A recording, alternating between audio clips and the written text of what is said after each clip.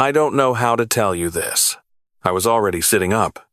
Douglas, what happened? You need to come home, he said. Right now. I drove 90 miles an hour down I-75 inches the dark, and I don't remember most of it. I remember the exit ramp. I remember turning onto our street and seeing it, the blue and red lights casting long shadows across the lawn. The yellow tape stretched across our front porch, our front door, the entire perimeter of the yard we had planted together 22 years ago when we first moved in, and the kids helped us put in the flower beds. A uniformed officer stepped in front of my car before I could pull into the driveway.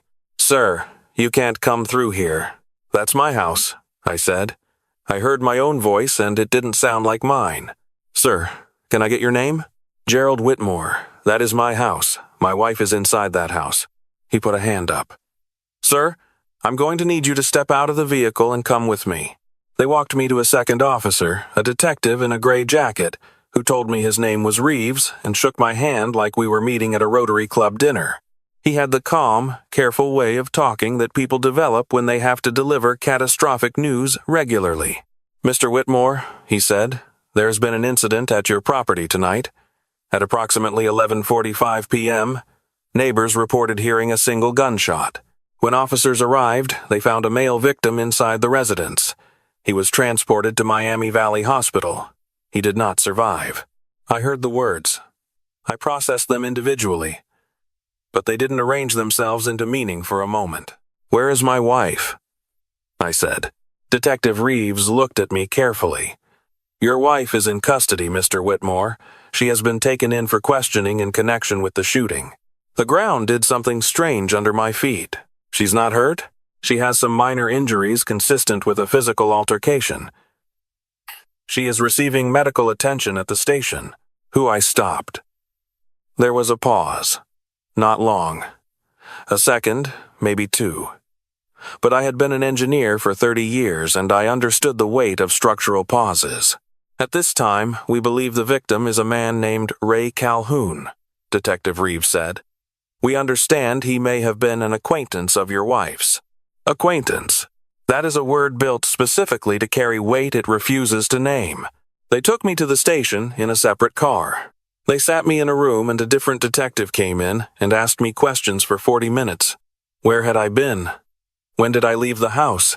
Had my wife seemed agitated recently? Did I know Ray Calhoun? I answered everything truthfully. I did not know Ray Calhoun. I knew the name of a regional manager my wife had mentioned 6 months ago, and I had never asked his last name. A lawyer I had never needed before in my life was suddenly something I wished I had on speed dial. When they finally let me see her, she was sitting in a room with a female officer standing near the door. A bandage on her left forearm, a bruise forming under her right eye that made my stomach turn over. She looked up when I walked in and started crying immediately, not the gentle kind, but the kind that has been held underwater for a long time and finally breaks the surface. "Gerald, don't," I said quietly. Not angry, not cold. I needed a minute before the words started. I sat down across from her. "Tell me everything," I said. "All of it, right now." What she told me took 40 minutes and rearranged every memory of the last 2 years. Ray Calhoun had been her manager. The relationship had started 18 months earlier slowly, she said. The way she imagined these things always started. A work trip to Cincinnati. Dinners. Conversations that felt different from ours. She said she was not looking for an excuse, and she didn't have one, and she knew that. She had ended it 4 months ago. Or tried to. He had not accepted it. For 4 months he had sent messages she hadn't shown me. Had shown up at her office twice. Had called the house once when I was home. She told him to never do it again, and he didn't, but only because he was saving the escalation for when it would do more damage. She had been trying to manage it alone because she was ashamed, and because she was frightened, and because she had convinced herself she could contain it without destroying everything. The reason she asked me to leave on Tuesday was not space. It was not to give herself room to think about our marriage.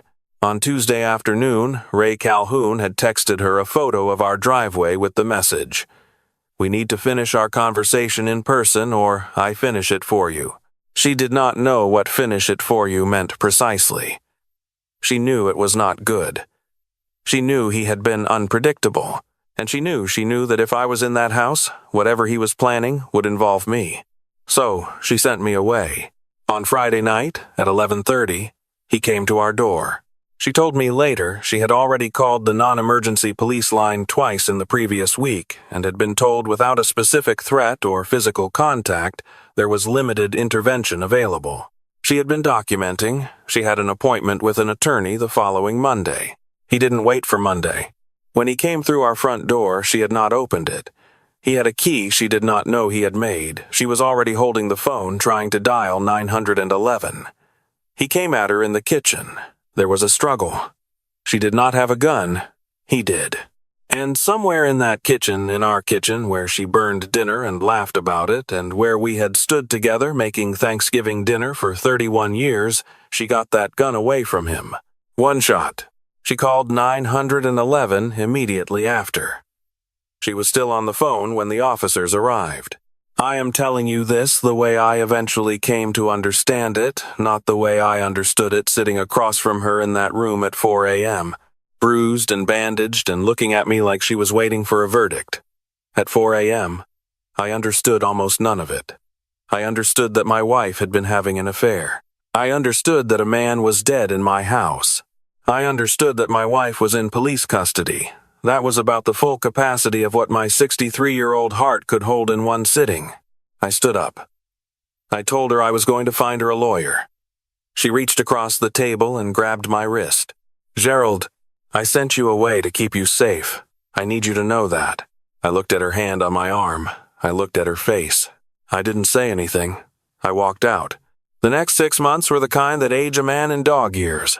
My daughter flew in from Portland the weekend after she had been calling every day since I phoned her Saturday morning, and when she walked into the Holiday Inn, where I was still somehow living, I think she expected to find me destroyed.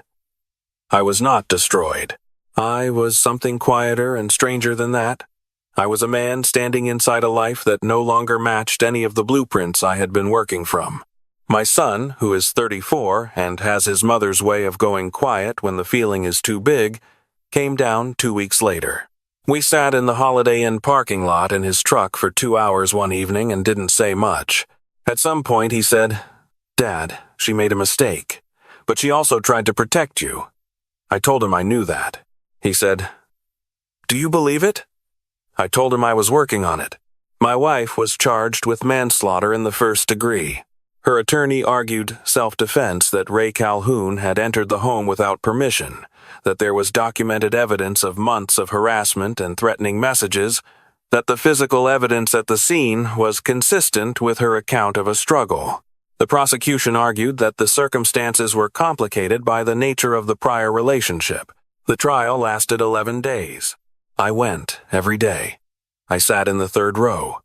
I do not know exactly why, except that 31 years is a very long time, and a courtroom is where the truth is supposed to live, and I wanted to hear all of it. What I heard was this: Ray Calhoun had a history. A restraining order filed by a woman in Columbus 4 years earlier. A domestic disturbance call in 2019 that never resulted in charges. A coworker at the medical supply company who testified that he had made comments about my wife after she ended things. Comments that the attorney read into the record that I will not repeat here because they do not deserve to live on any page. What I also heard was my wife on the stand, under oath, telling the jury that she made choices she was ashamed of and that those choices had consequences she would carry for the rest of her life. She did not cry on the stand. She sat straight and answered every question clearly, and I watched 12 strangers watching her. And I thought about the fact that I had spent 31 years next to this woman and she still had rooms in her I had never entered. The jury deliberated for 3 days. They returned a verdict of not guilty by reason of self-defense. My wife walked out of that courthouse on a Wednesday afternoon in April and stood on the steps in the pale spring light, and my daughter was there, and my son was there, and I was there, and for a moment none of us moved. The 4 of us standing on the courthouse steps like a photograph of a family that had been through a fire and was not yet sure what shape it was left in. She looked at me. I looked at her. My daughter put her arm around her mother's shoulders. My son put his hand on my arm. We walked down the steps together and got into separate cars. That was 8 months ago. I am still at the Holiday Inn. That is not quite true. I moved into a small house on Linden Avenue in June. A rental, 2 bedrooms, a porch out front where I drink my coffee in the mornings and watch the neighborhood wake up. It is a quiet street. I've started walking in the evenings. 3 miles, sometimes 4. My doctor says my blood pressure is the best it's been in 10 years, which seems like a deeply ironic outcome. My wife, we are separated, the legal kind. The kind with paperwork is living in our house. We have spoken on the phone probably 40 times since April. We have had dinner together twice, both times at the suggestion of our daughter, who seems to believe that meals solve things. The first dinner was excruciating. The second one was less so. We talked about our grandchildren, who exist only theoretically at this point, since our children have not yet produced them, but we talked about them as if they were a future we were both still planning to be present for. I do not know what I am going to do. I want to be clear about that, because I have told this story to my friend Douglas and to my brother in Cleveland, and they both want it to have a clean ending, a decision, a direction. My brother thinks I should file for divorce. Douglas thinks I should go home. I think they are both looking for resolution in a story that is still in the middle of itself. What I know is this. I know that my wife made a choice that broke something fundamental between us. I know it broke before she was ever in physical danger, and that the danger does not repair what was broken before it arrived. I also know that she spent 4 months being threatened and frightened and trying to protect me from both the threat and the knowledge of what she had done. I have thought about that fact more times than I can count. I have stood in the shower at 6 a.m. and thought about it. I have driven down I-75 at night and thought about it. I do not know what to do with a person who wounds you and then shields you from the person who comes to collect.